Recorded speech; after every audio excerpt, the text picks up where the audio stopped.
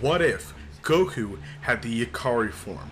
Now this will be a small what if shorts videos that I will be doing, and this will probably only be one episode, possibly two, of very short what ifs that might change the story a little bit, but it's something fun to talk about. So let's begin. Our story takes place in the Saiyan Saga. Goku, after abusing the Kaioken x3 technique, could not move anymore, as Grade 8 Vegeta tossed him to the ground after almost shattering all of his bones. Goku would then see that he has failed everybody. All of his allies lay defeated and dead. Piccolo, Chaozu, Yamcha, Tien, everybody was gone. And it was because he was too late and he could not stop Vegeta. As then, something would snap inside of him, as Goku would then stand up somehow, and then he bulked up, and his eyes turn a yellowish color, and then a greenish glowing aura would surround him, as Goku has unlocked the Ikari state. As Goku at this point was nearly mindless, as he got up and begins fighting Grade 8 Vegeta. Now while Goku was still weaker than Vegeta, having a power level of around 80 to 90,000, with Vegeta being around 160,000, remember, the Grade 8 form is very lumbering and it's slower, while the Ikari state is kind of like the perfected Grade 8 form. It's a perfect form to where you can utilize the speed and power of a Grade 8. But now, Goku would then shoot a full power Kamehameha, stunning Vegeta into a mountain, as then Yajirobe, the best character as we all know, would cut off his tail, like in the original show. As Vegeta would then shrink down, Goku would then beat down on Vegeta. He was not playing with him, almost torturing him. He beat him so bad. Very similar to how Broly was beating him up in the movie. But Goku would then lose the power. The stamina and his energy being low would be too much for him, as he would then go unconscious. His body was done. As then Vegeta crawling away.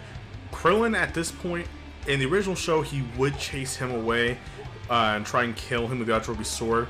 But with Goku, I do think that Goku would still be alive, so he would tell him to let him go, that he wants to fight him on his own next time. So Vegeta then goes away into space somewhere, and then Goku will be slowly healing. Now, the events of the early Namek Saga would happen the exact same. Vegeta might be a little bit stronger because of Goku beating down on him, but it wouldn't really change too much, and the events would pretty much be the exact same. Continuing with Doria, Zarbon, and everything else. Now, a lot of stuff would change all up until Goku has arrived, as they've been fighting the Ginyu Force. Over the past weeks, Goku has learned to access the form, as he would then, after defeating the rest of the Ginyu Force the same way as he would before, he would then show Ginyu Kaioken. As remember, he does not need the Ikari form, because really the Ikari form, even though he's trying to learn how to control it, it still makes him not think right, and he doesn't need it to beat Captain Ginyu. Kaioken x2 is no problem for him, and he wants to save that as his trump card.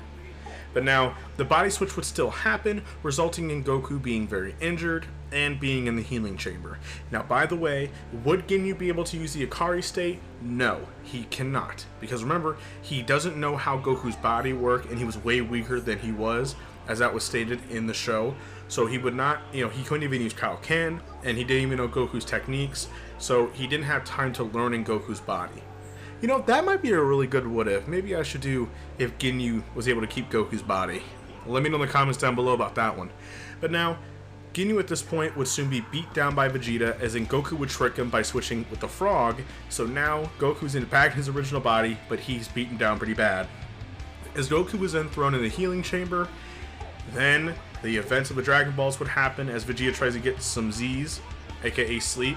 They try to sneak out, but we all know how that would go. Frieza then appears.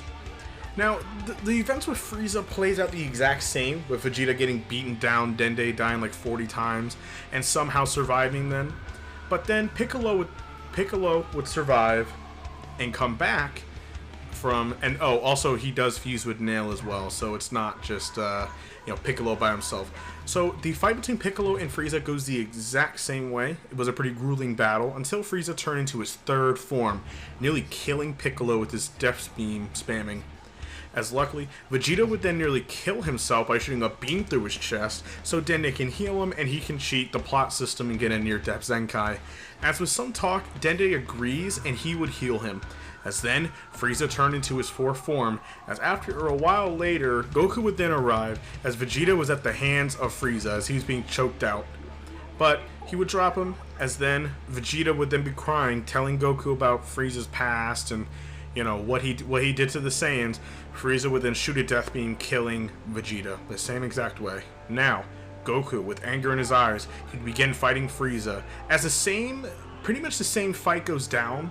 Now, he doesn't use the Kaioken this time, because he knows that the Kaioken does drain his energy. He would then be using the Ikari state, surprising Frieza, as Goku can fight at that power with 0 stamina drain, not like Kaioken. But he's weaker than his full power, which is Kaioken times 20.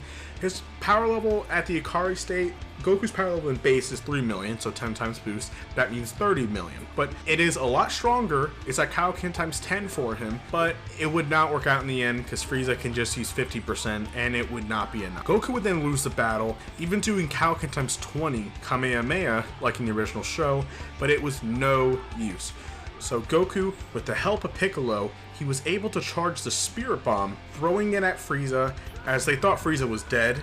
But to surprise, Piccolo was shot to death by a death beam through the chest, and Krillin was killed, resulting in Goku with pure rage turning something far worse into the legendary Super Saiyan. Now, there isn't really a point to really continue, since remember, the Ikari form is nothing compared to the Super Saiyan multiplier and transformation. So once Goku gets it, he'll probably focus on that, as the Ikari form does make you more primal acting. But I thought it would be, like a fun little what if short would be fun. So, to talk about like what if Goku did get the Ikari state. And as a matter of fact, I might do more, maybe if Goku was a legendary Super Saiyan, even though a lot of other what if guys have done it, I might do my own twist on it. Maybe, we shall see. Or maybe even if Gohan had it, or even Vegeta had the Ikari state. I might do that one. But this is just a short little, I'm basically going to call it what if shorts. And there will be more of these later on, as if you guys don't remember, doing the longer what if videos take a lot of writing and a lot of time. It's very difficult to do those.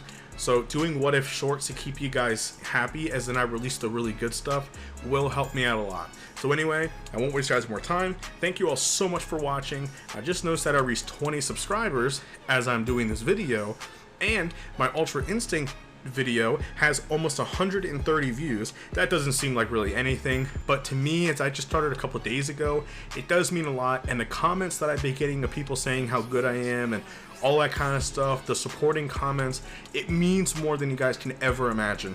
But anyway, thank you guys so much for watching. Please like and subscribe, and I will catch you all on the next one.